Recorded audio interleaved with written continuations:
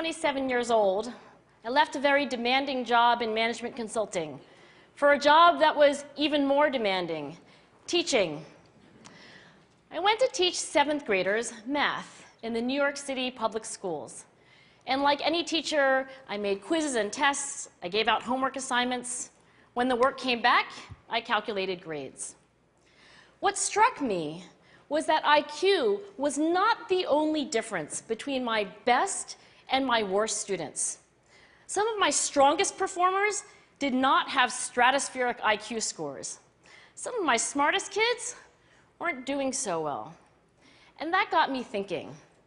The kinds of things you need to learn in 7th grade math, sure, they're hard. Ratios, decimals, the area of a parallelogram. But these concepts are not impossible. And I was firmly convinced that every one of my students could learn the material if they worked hard and long enough. After several more years of teaching, I came to the conclusion that what we need in education is a much better understanding of students and learning from a motivational perspective, from a psychological perspective. In education, the one thing we know how to measure best is IQ. But what if doing well in school and in life depends on much more than your ability to learn quickly and easily? So I left the classroom and I went to graduate school to become a psychologist. I started studying kids and adults in all kinds of super challenging settings.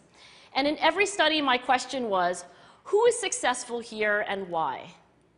My research team and I went to West Point Military Academy. We tried to predict which cadets would stay in military training and which would drop out. We went to the National Spelling Bee and tried to predict which children would advance farthest in competition.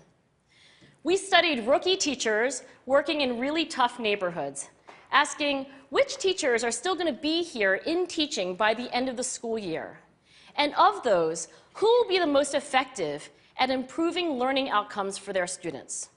We partnered with private companies asking which of these salespeople is going to keep their jobs and who's going to earn the most money. In all those very different contexts, one characteristic emerged as a significant predictor of success. And it wasn't social intelligence, it wasn't good looks, physical health, and it wasn't IQ. It was grit. Grit is passion and perseverance for very long-term goals. Grit is having stamina. Grit is sticking with your future, day in, day out, not just for the week, not just for the month, but for years, and working really hard to make that future a reality. Grit is living life like it's a marathon, not a sprint. A few years ago, I started studying grit in the Chicago public schools.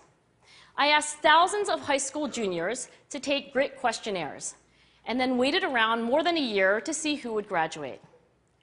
Turns out that grittier kids were significantly more likely to graduate, even when I matched them on every characteristic I could measure, things like family income, standardized achievement test scores, even how safe kids felt when they were at school. So it's not just at West Point or the National Spelling Bee that grit matters, it's also in school, especially for kids at risk for dropping out. To me, the most shocking thing about grit is how little we know, how little science knows about building it. Every day, parents and teachers ask me, how do I build grit in kids? What do I do to teach kids a solid work ethic? How do I keep them motivated for the long run? The honest answer is, I don't know. What I do know is that talent doesn't make you gritty. Our data show very clearly that there are many talented individuals who simply do not follow through on their commitments. In fact, in our data, grit is usually unrelated or even inversely related to measures of talent. So far, the best idea I've heard about building grit in kids is something called growth mindset. This is an idea developed at Stanford University by Carol Dweck, and it is the belief that the ability to learn is not fixed, that it can change with your effort. Dr. Dweck has shown that when kids read and learn about the brain and how it changes and grows in response to challenge, they're much more likely to persevere when they fail because they don't believe that failure is a permanent condition.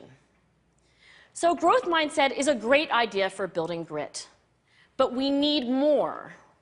And that's where I'm going to end my remarks, because that's where we are. That's the work that stands before us. We need to take our best ideas, our strongest intuitions, and we need to test them. We need to measure whether we've been successful, and we have to be willing to fail, to be wrong, to start over again with lessons learned. In other words, we need to be gritty about getting our kids grittier. Thank you.